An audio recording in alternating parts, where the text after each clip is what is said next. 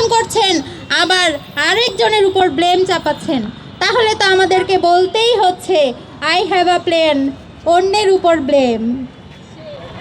আমাদেরকে আরও বলতে হচ্ছে আই হ্যাভ আ প্ল্যান, নারী নির্যাতনই তার মেয়ে। আই হ্যাভ আ প্ল্যান, খুন ধর্ষণ ব্লেম। আপনারা কি ধরনের প্ল্যান করেছেন নারীদের জন্য তা জাতির সামনে সুস্পষ্ট। আমরাও সুস্পষ্টভাবে বলতে চাই, আপনারা নারীদেরকে যদি নিরাপত্তা দিতে না পারেন, আপনারা যাবৎ যত ঘটনা আপনাদের সমর্থকদের দ্বারা ঘটেছে তার বিচার যদি করতে না পারেন, তাহলে নারীরা আপনাদের মোক্ষম জবাব দিবে। যেখানে দেশের অর্ধেক ভোটারই হচ্ছে নারী, সেখানে আপনারা নারীদের প্রতি কোনো ধরনের সম্মান প্রদর্শন করছেন না।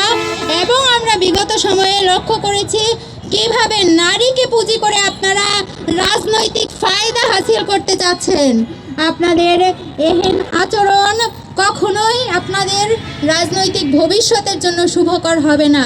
আপনারা যদি এসব ঘটনার সুষ্ঠু তদন্ত করতে না পারেন, আপনারা যদি এসব ঘটনার বিচার জাতির সামনে প্রকাশ করতে না পারেন, তাহলে দেশের জনসংখ্যার যে অর্ধেক নারী ভোটাররা আছে তারা ব্যালট পেপারের মাধ্যমে আপনাদের আচরণের জবাব দিয়ে দিবে।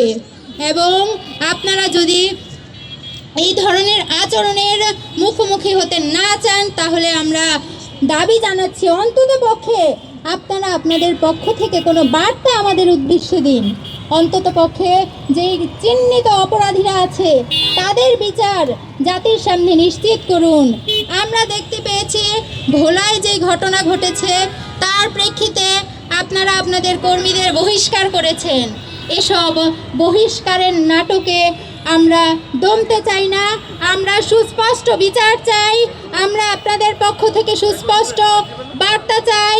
আদৌ দেশের নারীরা আমরা আপনাদের কাছে নিরাপদ কিনা, আমরা মুক্তভাবে কথা বলতে পারবো কিনা, আমরা আমাদের পোশাকের স্বাধীনতা পাবো কিনা, আমরা ধর্মীয় স্বাধীনতা পাবো কিনা। আমরা আরও লক্ষ্য করেছি নারীদের রাজনৈতিক অবস্থান নিয়ে আপনারা আপনাদের কনসার্ন জানাচ্ছেন।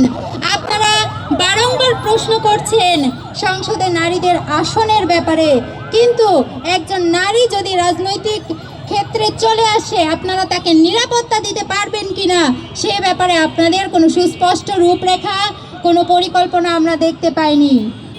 সুতরাং আমরা নারীদের রাজনৈতিক অবস্থান নিয়ে আপনাদের পদক্ষেপ কী হবে সেটা নিয়ে শঙ্কিত। আপনারা আপনাদের এই অবস্থান জাতির সামনে পরিষ্কার করবেন, আমাদের সামনে পরিষ্কার করবেন।